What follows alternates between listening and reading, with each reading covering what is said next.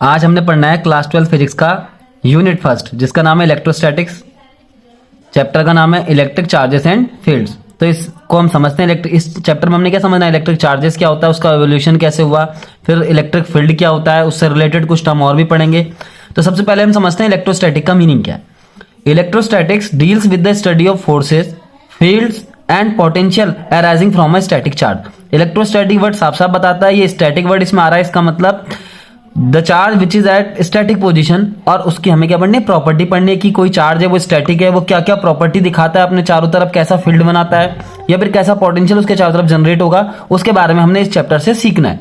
तो सबसे पहले हम समझते हैं इलेक्ट्रिक चार्जेस क्या है।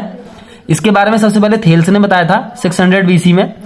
कैसे पता लगा, देखो, historically the credit of discovery of the fact that amber रब विद वूल और सिल्क। क्या करा उन्होंने, एम्बर नाम का एक सब्सटेंस है, उसको उन्होंने रब किया वूल के साथ या फिर सिल्क क्लोथ के साथ। Attract light object. क्या हुआ, जब उन्होंने क्या किया, एम्बर को रब किया वूल के साथ या सिल्क के साथ, तो जो वो एम्बर था उसने क्या किया, एम्बर एक सब्सटेंस है, एक रॉड टाइप का है, एक मटेरियल है, वो उसने क्या किया, उसने हल्की चीजों को अपनी तरफ अट्रैक्ट करना स्टार्ट कर दिया।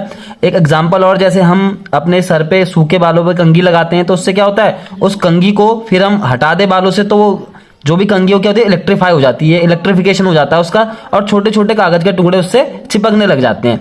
इसी तरीके से एम्बर एक सब्सटेंस है जिसको थेल्स ने क्या किया था, वूल और सिल्क के साथ सबसे पहले रब किया और देखा कि जो एम्बर था वो लाइटर ऑब्जेक्ट को क्या कर रहा है, अपनी तरफ अट्रैक्ट कर देता है। इस तरीके से इस चीज के इलेक्ट्रिक चार्ज की डिस्कवरी का जो श्रेय है वो जाता है थेल्स को, वो ग्रीक के थे। उन्होंने अपने एक्सपेरिमेंट में क्या क्या किया, उस एक्सपेरिमेंट को हम समझते हैं। सबसे पहले उन्होंने एक ग्लास रॉड ली और उस ग्लास रॉड को एक ग्लास रॉड के साथ उन्होंने क्या किया, रब किया। और रब करने के बाद क्या देखा उन्होंने, वो दोनों ग्लास रॉड क्या कर रही हैं, आपस में रिपेल कर रही हैं। इसका मतलब क्या हो गया कि जो दोनों ग्लास रॉड है उनपे सेम टाइप का चार्ज जनरेट हुआ, जिसके कारण वो रिपेल करने लग गई। फिर उन्होंने दो प्लास्टिक रॉड ली, दोनों प्लास्टिक रॉड को आपस में कांटेक्ट में लाए, देखा वो भी रिपेल कर रही हैं। फिर उन्होंने क्या किया, एक ग्लास रॉड और एक प्लास्टिक रॉड को कांटेक्ट में लाए तो देखा वो एक दूसरे को अट्रैक्ट कर रही हैं। इसी तरीके से एक ग्लास रॉड को वूल के साथ उन्होंने रब किया, उससे क्या देखा, ये दोनों के दोनों एक दूसरे को अट्रैक्ट कर रही हैं। इसका मतलब क्या हो गया, इसका मतलब ये हो गया जब कोई भी दो चार्ज एक दूसरे को अट्रैक्ट करते हैं तो इसका मतलब साफ है, they are of unlike charge. वो कैसे चार्ज होंगे, वो अनलाइक चार्ज होंगे। अनलाइक चार्ज ही एक दूसरे को क्या करते हैं, अट्रैक्ट करते हैं। और लाइक चार्ज अगर होंगे तो एक दूसरे को क्या करेंगे, रिपेल करेंगे। तो यहाँ पे हमें कुछ चीजें ध्यान रखनी है कि जो प्लास्टिक रॉड था उसपे जो चार्ज जनरेट हुआ था उसको नाम दिया थेल्स ने नेगेटिव चार्ज। इसी तरीके से जो ग्लास रॉड है उसपे जो चार्ज जनरेट हुआ उसको पॉजिटिव चार्ज नाम दिया गया। इसी तरीके से देखो वूल पे भी नेगेटिव चार्ज होगा, प्लास्टिक रॉड तो नेगेटिव चार्ज है। फर को हम एक नाम और देते हैं, इसको कैट स्किन कहते हैं। कैट स्किन का मतलब किसी बिल्ली की खाल अगर निकाल दी जाए तो वो इसको बोला जाता है फर। उस पर भी पॉजिटिव चार्ज आ जाता है। अब प्लास्टिक रॉड पे क्या आ जाएगा, नेगेटिव चार्ज आ जाएगा। जहां पे रिपेल हो रहा है इसका मतलब क्या है, वो दोनों के दोनों जो ऑब्जेक्ट है ऑफ द सेम चार्ज, इसलिए वो रिपेल कर रहे हैं, यानी कि दोनों एक जैसे चार्ज है इसलिए वो आपस में क्या करेंगे, रिपेल करेंगे। अगर अट्रैक्शन की बात आएगी, अट्रैक्शन तभी होगा जब दोनों के दोनों चार्ज क्या हो जाएंगे, अपोजिट हो जाएंगे। कहने का मतलब क्या, एक पॉजिटिव हो जाएगा एक नेगेटिव हो जाएगा। तो यहाँ पे इतने सारे वर्ड लिखे हैं, इनमें ध्यान से समझना है। जो ग्लास रॉड होगा उससे पॉजिटिव चार्ज रहेगा, प्लास्टिक रॉड जो रहेगा उस पर नेगेटिव चार्ज रहेगा। इसी तरीके से ये वूल है, इस पे भी नेगेटिव चार्ज है। फर या इसे कैट स्किन कह देते हैं, इस पे पॉजिटिव चार्ज रहेगा। और ग्लास रॉड पे पॉजिटिव, फर पे पॉजिटिव। ठीक है, ये सब हमें क्या रखना है, ध्यान रखना है, याद रखना है। तो ठीक है, आगे देखते हैं। After careful studies by different scientist that there were two kinds of an entry which is called the electric charge. क्या बोला, बहुत सारे एक्सपेरिमेंट किए, बहुत सारे थियोरेटिकली एक्सप्रेशन लिखे गए, तब जाके पता लगा कि जो दो टाइप के चार्ज हैं इनको नाम दिया उन्होंने इलेक्ट्रिक चार्ज। ये दो टाइप की जो भी एंट्री यहाँ पे निकल के आई, एंट्री का मतलब क्या हो गया कि एक तो रिपेल हो रहा है और एक हो रहा है अट्रैक्शन। दो अलग अलग चीजें हैं। एक ग्लास रॉड है, ग्लास रॉड, ये भी ग्लास रॉड, तो ये दोनों को रिपेल कर रहे हैं। कहने का मतलब इनके बीच में जो भी चीज है, इनके साथ जो भी चीज है वो सेम है। अगर कोई अट्रैक्ट कर रहा है इसका मतलब क्या है कि ये दोनों के दोनों अपोजिट नेचर के हैं। तो दो टाइप की यहाँ पे एंट्री देखने को मिल रही है। एक एंट्री तो मिल रही है कि जो सेम टाइप की है, एक जो है वो डिफरेंट टाइप की है। तो एक एंट्री जो सेम टाइप की है उसको हम पॉजिटिव चार्ज कह सकते हैं, या फिर हम उसको नेगेटिव चार्ज भी कह सकते हैं। अब उसने क्या बोला है, after careful studies by different scientist that there were two kind of an entry which is called the electric charge. तो इनको उन्होंने क्या नाम दिया, electric charge. The object that is glass rod, plastic rod, silk etcetera are electrified. इस case में क्या होता है, जब हम ग्लास रॉड को किसी वूल के साथ या सिल्क के साथ क्या कर देते हैं, रब कर देते हैं, तो उससे क्या होता है, ग्लास रॉड पे एक चार्ज आ जाता है जिसको पॉजिटिव चार्ज कहते हैं। इसी तरीके से क्या होगा, इस वूल पे उस समय नेगेटिव चार्ज आएगा। जब ग्लास रॉड को इस वूल के साथ रब करते हैं, अगर ग्लास रॉड पे पॉजिटिव चार्ज आ गया तो वूल पे क्या होगा, नेगेटिव चार्ज आ जाएगा। और इसी तरीके से एक ग्लास रॉड और ले लें, उसको भी वूल के साथ रब करें तो दो ग्लास रॉड हो जाएंगे इस तरीके से। तो जब तुम दो ग्लास रॉड को पास में लाओगे वो क्या करेंगे, रिपेल करेंगे। अगर तुम एक ग्लास रॉड और एक वूल को अपने पास लाते हो, उन दोनों को पास लाते हो, तो वो क्या करेंगे, एक दूसरे को अट्रैक्ट करेंगे। तो क्या ध्यान रखना है, जो ऑब्जेक्ट यहाँ पे हैं, जैसे ग्लास रॉड थी, प्लास्टिक रॉड थी, या फिर सिल्क था, सिल्क का क्लॉथ था, ये सब क्या हो गए यहाँ पे इलेक्ट्रिफाइड हो गए। It means they acquire electric charge on rubbing. उनको आपस में रगड़ने पे क्या हो गया, उनपे कुछ इलेक्ट्रिक चार्ज आ गया। The property that differentiate two type of charge is called polarity of charge. इन दो चार्ज में हम डिफरेंशिएट कैसे करते हैं, पोलैरिटी ऑफ चार्ज के कारण। अब पोलैरिटी ऑफ चार्ज का मतलब क्या है, पॉजिटिव और नेगेटिव पोलैरिटी। दो टाइप की पोलैरिटी होती है चार्ज की, एक पॉजिटिव पोलैरिटी होती है, एक नेगेटिव पोलैरिटी होती है। जहां पे इलेक्ट्रॉन ज्यादा हो जाते हैं, हाई अमाउंट में हो जाते हैं, वहां पे नेगेटिव चार्ज आ जाता है, यानी कि नेगेटिव पोलैरिटी आ जाती है। जहां पे इलेक्ट्रॉनों की कमी आ जाती है, डेफिशिएंसी हो जाती है, वहां पे जो भी वो ऑब्जेक्ट है वो पॉजिटिव चार्ज पे आ जाता है। अब यहाँ पे एक नोट करके इसको ध्यान रखना है, a simple apparatus to detect charge on a body is the gold leaf electroscope. ध्यान रखना है, किसी ऑब्जेक्ट पे चार्ज है कि नहीं है, वो ऑब्जेक्ट इलेक्ट्रिफाइड है कि नहीं है, उसको हम चेक करने के लिए एक अपरेटस होता है जिसको हम नाम देते हैं गोल्ड लीफ इलेक्ट्रोस्कोप। इसमें होता क्या है, इसमें एक सिंपल सी एक रॉड होती है इस टाइप की, और इस रॉड पे नीचे की तरफ से दो लीफ लाइफ के स्ट्रक्चर होते हैं, मतलब दो पत्तियां लगी होती हैं समझ लो छोटी सी, और ये एक बॉक्स में बंद होगा। क्या होगा, जब इस रॉड पे कुछ आ जाएगा, कुछ चार्ज यहाँ पे आएगा, तो वो चार्ज इससे ट्रांसफर होकर सीधा नीचे आएगा, और नीचे जो ये लीफ है, ये लीफ क्या हो जाएंगे, डाइवर्ज होने स्टार्ट। डाइवर्ज का मतलब ये और फैल जाएंगी। ये लीफ जितनी ज्यादा डाइवर्ज होंगी, कहने का मतलब क्या है, उस ऑब्जेक्ट पे उतना ही ज्यादा क्या होगा, चार्ज होगा, उतनी ज्यादा अमाउंट उसमें चार्ज की होगी। तो हमें सिंपल ये ध्यान रखना है कि किसी ऑब्जेक्ट पे जो चार्ज होता है उसको डिटेक्ट करने के लिए गोल्ड लीफ इलेक्ट्रोस्कोप का इस्तेमाल किया जाता है। ये देखते हैं, और कंडक्टर्स एंड इंसुलेटर, इसकी भी डेफिनेशन समझ लेते हैं। ये तो पहले भी अच्छे से समझते हैं। Those which allow electricity, those material, those metal which allow electricity to pass through them easily are called conductors. कहने का मतलब क्या है, ऐसे मटेरियल जो अपने में से इलेक्ट्रिसिटी पास होने देंगे उन्हें कंडक्टर कहेंगे। एग्जाम्पल के लिए क्या है कि जिसका रेजिस्टेंस लो होता है, जो भी मटेरियल है उसका रेजिस्टेंस अगर लो है तो इसका मतलब वो कंडक्टर है। और कंडक्टर में केवल फ्री इलेक्ट्रॉन होते हैं जो इलेक्ट्रिसिटी फ्लो के लिए क्या होते हैं, रिस्पॉन्सिबल होते हैं। ये भी ध्यान रखना है, the free electron are always responsible for the conduction of electricity. और क्या लिखा है, when some charge is transferred to a conductor, मान लो किसी कंडक्टर को कुछ चार्ज दिया जाता है, it readily get distributed over the entire surface of the conductor. क्या होगा, उस कंडक्टर पे वो चार्ज पूरी तरीके से क्या हो जाएगा, डिस्ट्रीब्यूट हो जाएगा पूरी उसकी सरफेस पे। तो ध्यान रखना है, ये भी कभी किसी कंडक्टर को चार्ज देंगे तो उस कंडक्टर के पूरे सरफेस पे वो क्या होगा, डिस्ट्रीब्यूट होगा। अब इंसुलेटर क्या है, those which do not allow electricity to pass through them. ऐसे मटेरियल जो अपने में से इलेक्ट्रिसिटी पास नहीं होने देते उनको हम क्या कहते हैं, इंसुलेटर कहते हैं। और इंसुलेटर का रेजिस्टेंस क्या होता है, बहुत हाई होता है। अगर हम ऐसे कंडक्टर को, ऐसे इंसुलेटर को, ऐसे मटेरियल को जो इंसुलेटर है उसको चार्ज देते हैं तो क्या होता है, वो उसी प्लेस पे जाके रुक जाता है जहां पे उसको चार्ज दिया गया है। कहने का मतलब क्या, चार्ज इंसुलेटर पे फैलता नहीं है जैसे कंडक्टर पे फैल जाता है। तो हमने इसमें समझ लिया चार्ज हो गए दो टाइप के, एक पॉजिटिव चार्ज हो गया कि नेगेटिव चार्ज हो गया। इसके बारे में सबसे पहले थेल्स ने बताया था, ये भी ध्यान रखना है। अब हमने क्या समझना है इस चैप्टर में, basic properties of the electric charge, कि इलेक्ट्रिक चार्ज पे क्या क्या बेसिक प्रॉपर्टी होती हैं उनको समझ लेते हैं। सबसे पहली प्रॉपर्टी है एडिटिविटी ऑफ चार्जेस। इसका मतलब क्या है एडिटिविटी ऑफ चार्जेस का, देखो, the charges are always additive in nature, means the total charge on a system is equal to the sum of individual charges present inside the system। कहने का मतलब क्या है, एक सिस्टम है जिसपे बहुत सारे चार्ज हैं, suppose Q1 Q2 up to Qn charges.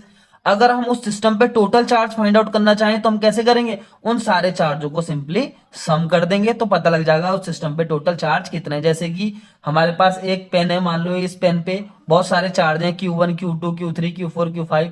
अगर हम इस पूरे ढक्कन पे बताएं कितने चार्ज हैं टोटल, तो हम क्या करेंगे, उन सारे चार्जों का सम कर देंगे तो पता लग जाएगा इस ऑब्जेक्ट पे टोटल चार्ज कितना है। इसीलिए उसने बोला है चार्ज क्या होता है, एडिटिव नेचर का होता है। कहने का मतलब क्या, किसी ऑब्जेक्ट पे जो टोटल चार्ज होता है उसमें प्रेजेंट इंडिविजुअल चार्ज के सम के बराबर हो जाता है। इसी को एडिटिविटी ऑफ चार्ज भी कहते हैं।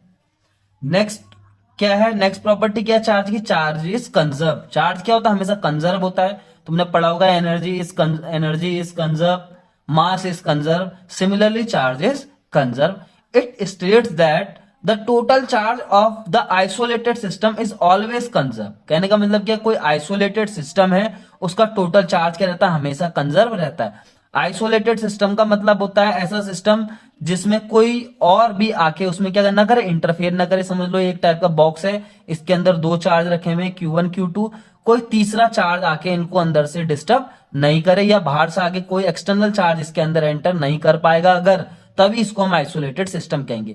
अगर कोई एक्सटर्नल चार्ज बाहर से इसमें एंटर कर जाता है तो इसका मतलब ये आइसोलेटेड सिस्टम नहीं रहेगा। तो आइसोलेटेड सिस्टम भी एक ऐसा सिस्टम होता है जिसको कोई बाहर से इंटरफेयर ना करे या फिर एक्सटर्नल चीजें उसको अफेक्ट ना करे। तो अगर कोई ऐसा सिस्टम है तो उसमें टोटल चार्ज क्या रहेगा, हमेशा कंजर्व ही रहेगा। कहने का मतलब क्या है, it is not possible to create or destroy net charge carried by an isolated system. कहने का मतलब कि एक आइसोलेटेड सिस्टम है, उस पे ना तो चार्ज को हम एक्स्ट्रा क्रिएट कर सकते हैं, ना ही उस चार्ज को हम डिस्ट्रॉय कर सकते हैं। यही कंजर्वेशन ऑफ चार्ज भी होगा। लेकिन नेचर में कुछ फिनोमिना ऐसे होते हैं, देखो जैसे एक न्यूट्रॉन है, न्यूट्रॉन कभी कभी क्या करता है, एक प्रोटॉन और एक इलेक्ट्रॉन को बर्थ दे देता है। मतलब एक न्यूट्रॉन से एक प्रोटॉन और इलेक्ट्रॉन बन जाता है। न्यूट्रॉन हम जानते हैं क्या होता है, न्यूट्रॉन न्यूट्रल होता है, मतलब इस पे कोई चार्ज नहीं होता।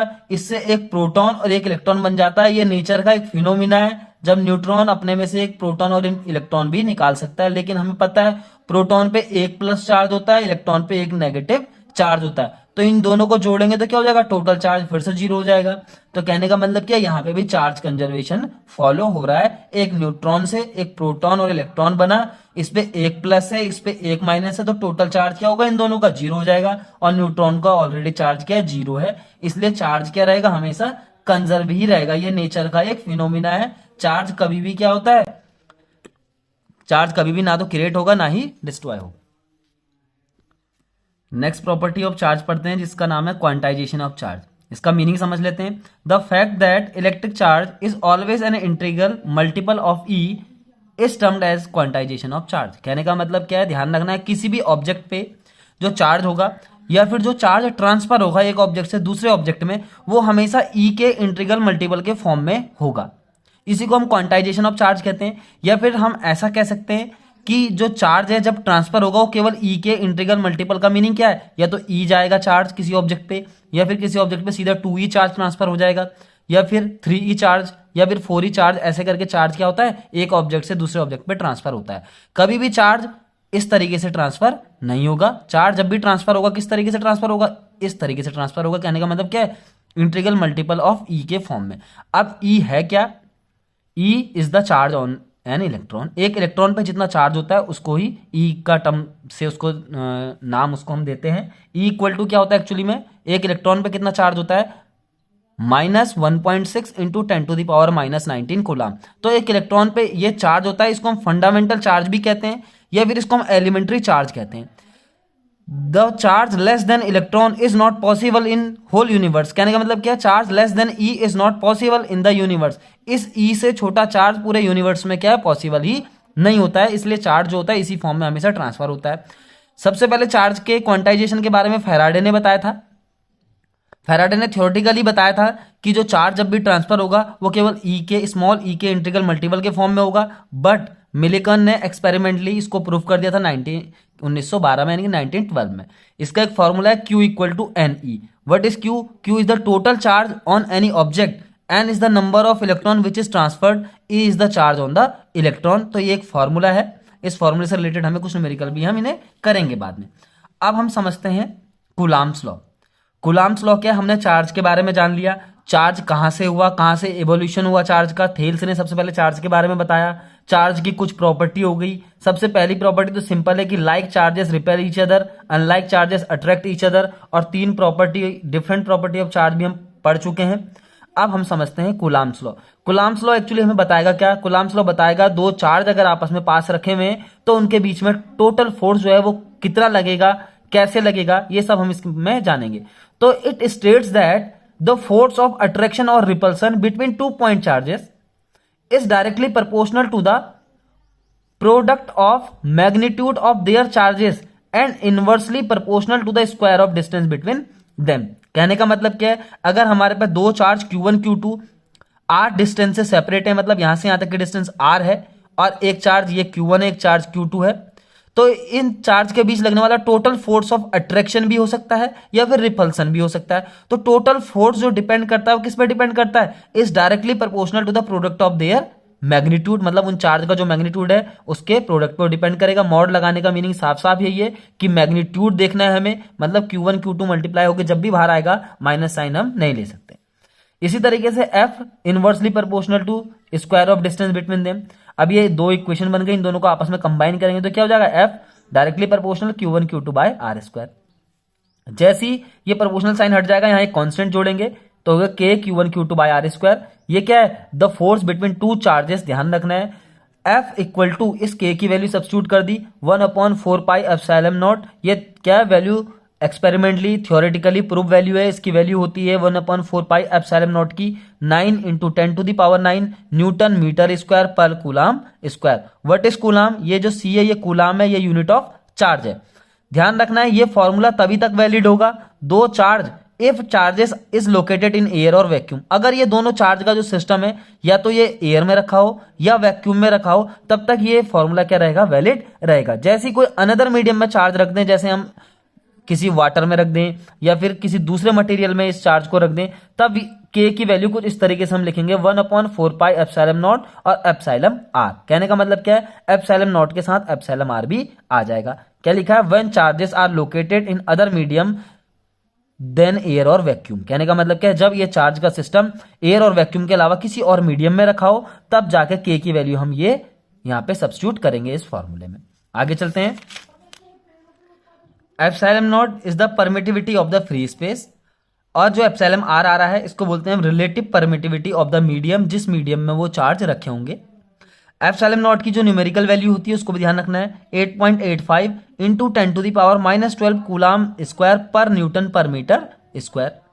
अब यहां पे क्या कर रहे हैं हम, 1 कूलाम की डेफिनेशन ले रहे हैं। 1 कूलाम की डेफिनेशन कैसे होगी, तो हमारे पास फॉर्मूला क्या था, अभी देखो F equal to K Q1 Q2 by R square, और K की वैल्यू हमें पता है कितनी, 9 × 10⁹ इफ Q1 और Q2 दोनों को मैं 1 कूलाम ले लूं और ये जो डिस्टेंस है R इसको भी 1 मीटर ले लूं, तो F की वैल्यू अपने आप निकल के आ जाएगी 9 × 10⁹ न्यूटन। अब हम 1 कूलाम को डिफाइन करते हैं, that is 1 coulomb is the charge that when place at a distance of 1 metre, बिल्कुल 1 metre, from the charge of the same magnitude in vacuum experience an electric force of repulsion magnitude 9 × 10⁹ newton. कहने का मतलब क्या है, जब दो charge बिल्कुल एक जैसे हों मैग्नीट्यूड में और दोनों 1 मीटर की डिस्टेंस पे हो, तो उनके बीच में इतना फोर्स लगेगा। तो जितना फोर्स वो लग रहा है, इस फोर्स से यही पता चलता है वो दोनों जो चार्ज हैं वो 1 कूलाम के चार्ज होंगे। अब हम क्या पढ़ते हैं, vector form of the coulomb law. ये इंपॉर्टेंट है, vector form of the coulomb law, उसको समझना इंपॉर्टेंट है। तो इसके लिए देखते हैं, दो चार्ज लेते हैं, एक हमने कार्टेशियन प्लेन ले लिया, XY एक प्लेन ले लिया, इस प्लेन पे क्या है, दो चार्ज ले लिए। एक चार्ज तो यह है Q1, एक चार्ज यहां पे है ये Q2।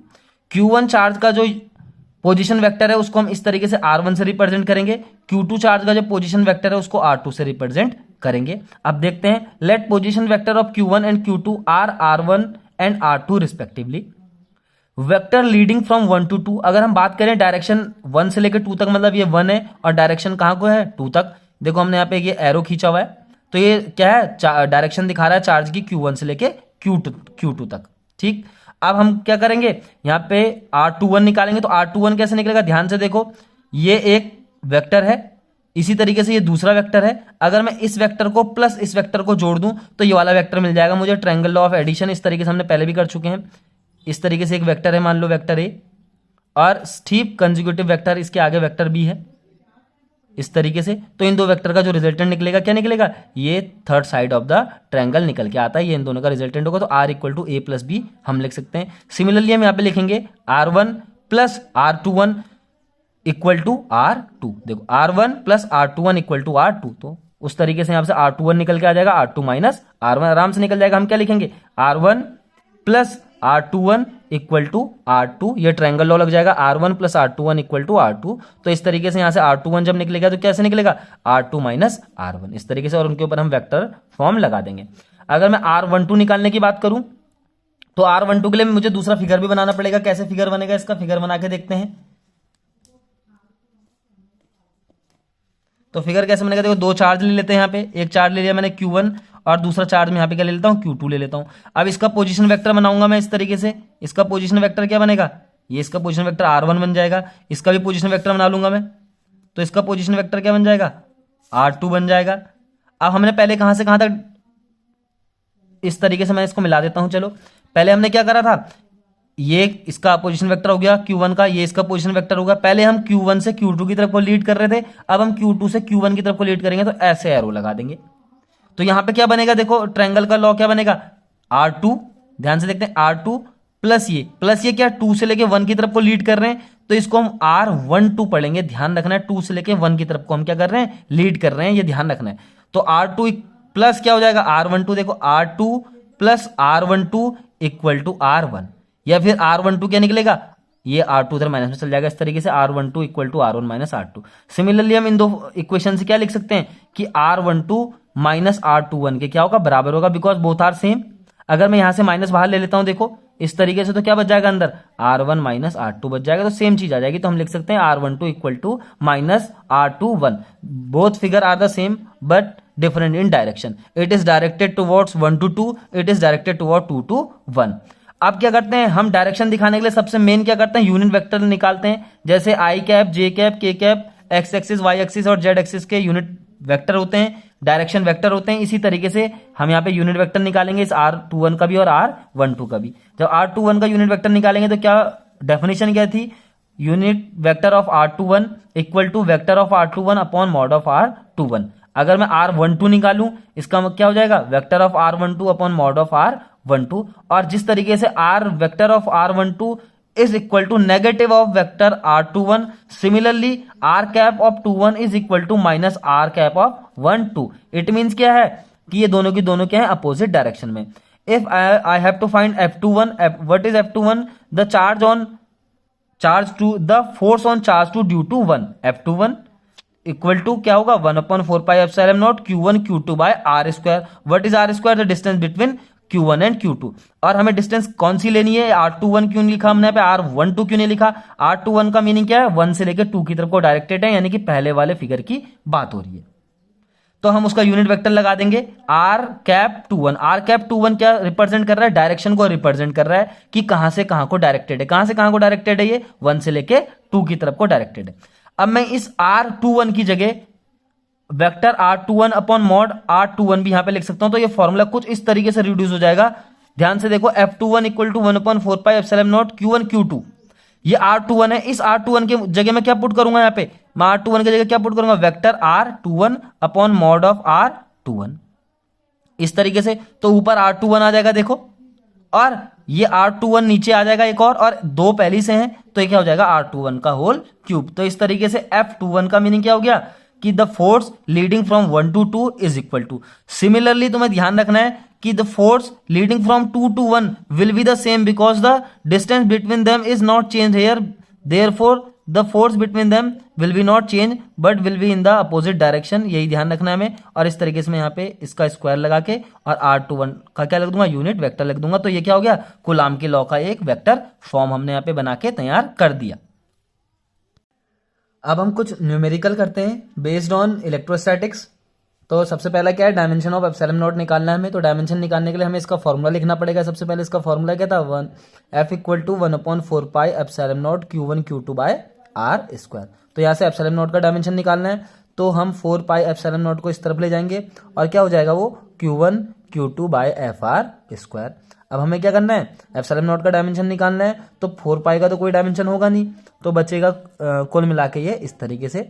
अब इनका डायमेंशन रखेंगे एक तरीके से। Q का डायमेंशन, चार्ज का डायमेंशन क्या होता है, इसको निकालते हैं। देखो Q का फॉर्मूला होता है I into T, charge equal to current into time. अब करंट का डायमेंशन एम्पियर A और टाइम का डायमेंशन T, तो इस तरीके से क्या होगा, चार्ज का डायमेंशन A इंटू टी आ जाएगा। तो ऊपर लिख देंगे पहले चार्ज के लिए Q1 के लिए AT, दूसरे चार्ज के लिए भी AT लिख देंगे इस तरीके से F का डायमेंशन लिख देंगे, फोर्स है, फोर्स का डायमेंशन हम पहले से पढ़ते हुए आ रहे हैं, mlt माइनस 2, और r is the distance, distance का डायमेंशन l लिख देंगे और उसका क्या है, पावर 2 है। तो इस तरीके से ये कुछ इस तरीके से हो जाएगा, A2 T2 ऊपर की तरफ हो जाएगा, बाकी ये सब के सब क्या होंगे, इस तरीके से हो जाएंगे। देखो m यहाँ पे L1 है, ये L2 है, तो L3 हो गया, और ये T माइनस 2 हो गया, और इसमें क्लोज ब्रैकेट हम लगाते रहेंगे। इस तरीके से अब ये सब ऊपर जाने वाला है, तो क्या होगा, m माइनस का हो जाएगा, m माइनस 1 हो जाएगा, L भी ऊपर जाएगा तो L माइनस 3 हो जाएगा, T माइनस 2 ऊपर जाएगा तो T प्लस 2 होगा, और एक 2 ऊपर से ऑलरेडी है तो T की पावर 4 हो जाएगा, और A2। तो इस तरीके से क्या होगा, एप्सिलॉन नॉट का डायमेंशन निकल के आ जाएगा। तो ये डायमेंशन तुम्हें ध्यान रखना है। नेक्स्ट न्यूमेरिकल करते हैं। What is the force between two small charge spheres having charges of 2 × 10⁻⁷ coulomb and 3 × 10⁻⁷ coulomb place 30 centimetre apart in air. Air की बात हो गई है, तो देखो इसका सॉल्यूशन बहुत आसान है, हम लिख देते हैं Q1 इक्वल टू कितना दे रखा, 2 × 10⁻⁷ कूलम, Q2 भी दे रखा 3 × 10⁻⁷ कूलम, R डिस्टेंस दे रखी है 30 centimetre. You have to remember that it will be in the SI system, so you have to divide with 100 to make it in metre. इस तरीके से अब हम क्या करेंगे, फोर्स निकालेंगे। तो फोर्स क्या था, 1/4 pi epsilon nought Q1 Q2 by R²। Simply value रखेंगे, 1/4 पाई एप्सिलॉन नॉट की वैल्यू ये हो गई, मल्टीप्लाई Q1 रख दिया 2 × 10⁻⁷ इंटू Q2 रख दिया 3 × 10⁻⁷ डिवाइडेड बाय R² यानी कि 0.30 का स्क्वायर। तो इस तरीके से आएगा 9 × 10⁹ मल्टीप्लाई 2 × 3 कर दो, 2 × 3 सॉरी 2 × 3 10⁻⁻7 -14 हो गया, डिवाइडेड बाय 0.30 है, या फिर इसको हम ऐसे भी लिख सकते हैं, इसके अंदर देखो 3 × 10⁻⁻1 भी लिखा जा सकता है, और उसका हम इस तरीके से स्क्वायर कर सकते हैं। तो हम 0.3 को 30 जो लिखा है इसको हम 0.3 भी लिख सकते हैं, और फिर उसको हम 3 × 10⁻⁻1 भी कर सकते हैं, उसका भी स्क्वायर हो गया। अब इसको आगे फर्दर सॉल्व करते हैं, 9 × 10⁹ 2 × 3 6 हो गया, मल्टीप्लाई 10⁻⁻14 हो गया, डिवाइडेड बाय 9 × 10⁻⁻2 हो जाएगा। 3 का स्क्वायर 9 हुआ, 10⁻⁻1 का क्या होगा, 10⁻⁻2। इस 9 से 9 कैंसिल हो गया, अब क्या होगा 6 हो जाएगा, इंटू 10⁻⁻14 है, अब प्लस इसके साथ 9 होगा, और इसी तरीके से -2 ऊपर आएगा तो ये +2 बन जाएगा। तो इस तरीके से आंसर आएगा 6 × 10⁻11, और क्या हो गया, ये -3 हो गया न्यूटन। तो इस तरीके से फोर्स निकल के आ जाएगा, या फिर हम इसको इस तरीके से लिख सकते हैं 0.006 newton force between two charges. Next numerical करते हैं अब। The electrostatic force on a small sphere of charge 0.5 microcoulomb due to another charge -0.8 microcoulomb in air is 2 newton. 0.2 newton क्या दे रखा है उसने दे रखा है Q1 जो है वो 0.4 माइक्रोकूलम है। अब माइक्रोन का मीनिंग हमने समझा था क्या होता है, इसको 10⁻⁻6 से मल्टीप्लाई करेंगे तो ये अपने एसआई सिस्टम में चेंज हो जाएगा, या फिर इसको इस तरीके से कुछ हम लिख सकते हैं। फिर Q2 निकाल देंगे 0.8 माइक्रोकूलम, माइनस साइन का कोई लेना देना नहीं है, फिर भी चलो यहाँ पे माइनस लगा लेते हैं, -0.8 × 10⁻⁻6, या फिर इसको ऐसे लिख देंगे 8 × 10⁻⁷ कूलम। हमने माइनस साइन इसलिए नहीं ले रहे हैं क्योंकि हमें जो भी क्वेश्चन है उसमें क्या करना है, केवल मैग्नीट्यूड ही रखना होता है। फोर्स दे रखा है दोनों के बीच का 0.2 newton. We have to find what is the distance between them. तो हम सीधा फॉर्मूला लगाएंगे F = 1/4 pi epsilon nought Q1 Q2 by R²। F की जगह 0.2 रख देंगे, 1/4 पाई एप्सिलॉन नॉट की वैल्यू हम रख चुके हैं, Q1 Q2 रखते हैं 4 × 10⁻⁷ इंटू 8 × 10⁻⁷। मैंने बोला है पहले माइनस साइन नहीं रखना है क्योंकि डेफिनेशन उसका मैग्नीट्यूड की बात करती है केवल। तो R² इस तरीके से कर देंगे। अब R² इस तरफ चला जाएगा ऐसे, तो ये हो जाएगा 9 × 10⁹ इंटू 4 × 10⁻⁷ इंटू 8 × 10⁻⁷ डिवाइडेड बाय 0.2 आ जाएगा। या फिर हम इसको और फर्दर सॉल्व करते हैं। देखो 9, अब सारी इंटू 4 × 8 सारी 10 की पावर एक साथ लेते हैं, 10 की पावर 9 है, उसके साथ -7, उसके साथ -7 है। नीचे जो है इसको हम इस तरीके से लिख सकते हैं 2 × 10⁻⁻1। इस टर्म को हम इस तरीके से भी लिख सकते हैं। अब काट दो, 2 × 2 = 4, तो ये क्या हो जाएगा, 18 को 8 से मल्टीप्लाई कर देंगे, 9 × 2 = 18 हो गया, 18 को 8 से मल्टीप्लाई करेंगे, मल्टीप्लाई क्या होगा, 10 की पावर इतनी सारी है 9 7 7, ये 14 हो गया, 14 में से 9 माइनस करेंगे तो क्या हो जाएगा, माइनस का 5 हो जाएगा, फिर ये -1 ऊपर जाके +1 हो जाएगा इस तरीके से, फिर ये हो जाएगा इस तरीके से इंटू 10⁻⁻4। तो आर स्क्वायर बराबर ये आ गया हमारे पास, या फिर हम इसको इस तरह से कर देंगे R equal to under root of 144 into 10⁻⁴। हमें अंडर रूट निकालना है, तो ये तो हमें पता है 12 का हो गया, 10⁻⁴ की पावर ठीक आधी कर देंगे। जब भी स्क्वायर रूट से पावर बाहर आती है तो ठीक उसकी क्या हो जाती है, पावर आधी हो जाती है। 4 का क्या हो जाएगा, ठीक हाफ हो जाएगा। तो R equal to 12 into 10⁻⁻2 metre, या फिर इस तरीके से लिख सकते हैं 0.1 मीटर की डिस्टेंस इन दोनों चार्ज के बीच में होगी। नेक्स्ट क्वेश्चन क्या है, इसको देखते हैं। What is the force on second sphere due to first. देखो ये जो फोर्स दे रखा है ये क्या है, उन दोनों चार्ज के बीच का फोर्स है।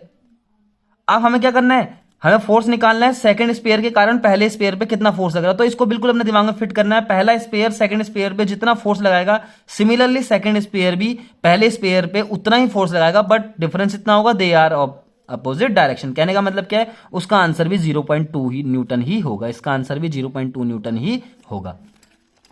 अब नेक्स्ट न्यूमेरिकल करते हैं। K E square upon G M P M E is the dimensionless quantity. Look up a table of physical constant and determine the value of this ratio. What does the ratio signify. ये सवाल बहुत important है, इसको समझ लेते हैं। हमारे पास question क्या है, हमें K E square upon G M P और एम ई का डायमेंशन निकालना है। अब ये के क्या है, पहले इस के को देखो। के क्या था, के था 1/4 पाई एप्सिलॉन नॉट।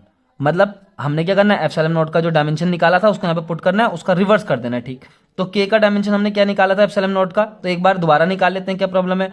तो क्या था, F equal to 1/4 pi epsilon nought Q1 Q2 by R square. तो यहाँ से एप्सिलॉन नॉट को हमने कैसे निकाला, एप्सिलॉन नॉट इक्वल टू क्या हो गया था, Q1 Q2 by R square. इस तरीके से Q1 का भी हमने रखा, ये हो गया A2 T2 अपॉन इसका रख दिया हमने, एफ भी है यहाँ पे, तो एफ क्या होगा, ML T-2। इस तरीके से इस आर का भी रख देंगे L2। तो एप्सिलॉन नॉट का डायमेंशन निकल के आ रहा है, क्या निकल के आ रहा है, M-1 L-3 A2T4। इस तरीके से एप्सिलॉन नॉट का डायमेंशन आया। तो के का डायमेंशन क्या होगा, इसका ठीक अपोजिट, तो इसका ठीक रिवर्स करेंगे। 1/एप्सिलॉन नॉट का डायमेंशन निकालना है हमें के का डायमेंशन निकालने के लिए। तो कैसे निकलेगा, ये हो जाएगा M1 L3 A-2 T-4। कहने का मतलब क्या, जो माइनस वाले थे वो प्लस हो गए, प्लस वाले क्या हो गए, माइनस हो गए। तो इस तरीके से आप सबका डायमेंशन रखते हैं केक करके। इस के का डायमेंशन क्या है, M1 है, L3 है, A-2 है, T-4 है। इस तरीके से E क्या है, E is the charge on electron, और ये क्या है, एक चार्ज है, तो चार्ज का डायमेंशन हमने क्या निकाला था, AT, तो उसका क्या कर देंगे, पावर 2 रख देंगे। अपॉन इस जी का डायमेंशन करते हैं। जी का डायमेंशन में हम निकाल चुके हैं पहले, एक बार ट्राई करते हैं। देखो ग्रेविटी के फॉर्मूले से आता है जी M1 M2 bye R square. यहां से जी निकलेगा, कैसे निकलेगा जी का dimension, F R square by M1 M2। इस तरीके से फिर हम रखेंगे एफ का डायमेंशन ML-T-2। इसी तरीके से यहाँ पे एल का डायमेंशन रख देंगे। इसी तरीके से M1 M2 का डायमेंशन रखेंगे, मास है वो, इस तरीके से आ जाएगा। तो इसका क्या आएगा, M-1 L3 T-2। ये किसका डायमेंशन निकल गया, जी का। अब जी का डायमेंशन भी यहां पे पुट करते हैं, M-1 L3 T-2। इस तरह अब एमपी क्या है, मास ऑफ प्रोटॉन। तो प्रोटॉन मास है वो, तो एम ही होगा उसका डायमेंशन। मास ऑफ इलेक्ट्रॉन, ये भी मास है, तो उसका डायमेंशन भी एम ही हो जाएगा। इस तरीके से हम इस सबको आसानी से सॉल्व करेंगे, तो क्या निकल के आएगा, देखो M1 L3 A-2 T-4, ये भी है, तो ये होगा। पहले तो ऊपर का सॉल्व करते हैं, M1 हो जाएगा, वो L3 रहेगा, A-2 है, यहाँ A+2 है, तो A की पावर तो खत्म हो गई। T-4 है, यहाँ T2 है, तो T की पावर -2 हो गई। ये ऊपर वाला टर्म हो गया। नीचे वाले टर्म को सॉल्व करते हैं, क्या हो गया, एक M से एक M कैंसिल हो जाएगा, तो बचेगा एक M ये L3 हो जाएगा, और T-2 तो ऑलरेडी है ही।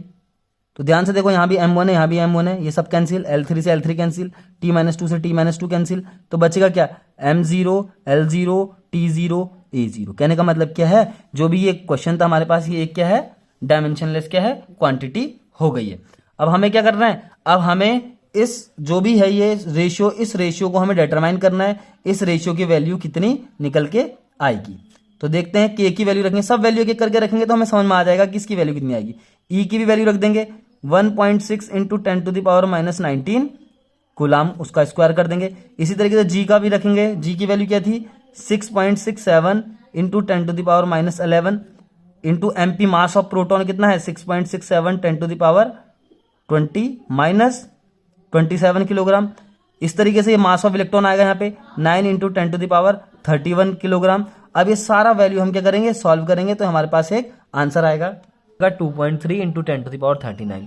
अब हमारे पास क्वेश्चन क्या था कि जो ये रेशियो है, ये रेशियो क्या सिग्निफाई करता है? तो पहले देखो यहाँ पे के ई स्क्वायर है, ई क्या है? चार्ज है, मतलब ऊपर इलेक्ट्रोस्टैटिक फोर्स की बात हो रही है, और नीचे जी आ रहा है यानी कि ग्रेविटेशनल फोर्स की बात हो रही है। तो देखो मैंने इसको इस तरीके से कुछ एक्सप्लेन किया है। मैं अगर एफ ई को इस तरीके से लिख दूं, एफ ई का मतलब है the force of electrostatics between two electrons, क्योंकि दो ई स्क्वायर है तो इसका मतलब दो इलेक्ट्रॉन के बीच के इलेक्ट्रोस्टैटिक फोर्स की ये बात हो रही है। और इसी तरीके से दो क्या है, एक प्रोटॉन है और एक इलेक्ट्रॉन है, और उनके बीच क्या हो रही है? ग्रेविटी के फोर्स की बात हो रही है। तो कहने का मतलब क्या, ये जो एक चार्ज ई है, ये चार्ज ई प्रोटॉन का चार्ज है, क्योंकि प्रोटॉन पे भी ठीक उतना ही चार्ज होता है जितना एक इलेक्ट्रॉन पे होता है। तो ये प्रोटॉन का चार्ज हो गया, ये इलेक्ट्रॉन का चार्ज हो गया, ये उनके बीच की डिस्टेंस। इसी तरीके से gravitational force between a proton and a electron equal to G and mass of proton mass of electron upon R square. अगर